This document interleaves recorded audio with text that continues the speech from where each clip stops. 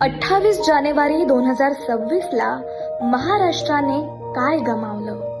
अहोरात्र जनतेसाठी काम करणारे अजितदादा, जनतेचे प्रश्न तात्काळ सोडवणारे अजितदादा, सर्वसामान्यांच्या विकासासाठी निधीची तरतूद करणारे अजितदादा, महाराष्ट्राला प्रगतीपथावर घेऊन जाणारे अजितदादा, समाजातील सर्व घटकांना न्याय देणारे अजितदादा, शेतकरी, महिला, युवक, विद्यार्थी, उद्योजक यांना केंद्रस्थानी ठेवून त्यांच्या विकासासाठी योजना राबवणारे अजितदादा, लाडक्या बहिणींना सक्षम करणारे अजितदादा, सर्वसामान्यांच्या हाकेला प्रतिसाद देणारे अजितदादा, प्रशासनावर वचक ठेवणारे अजितदादा.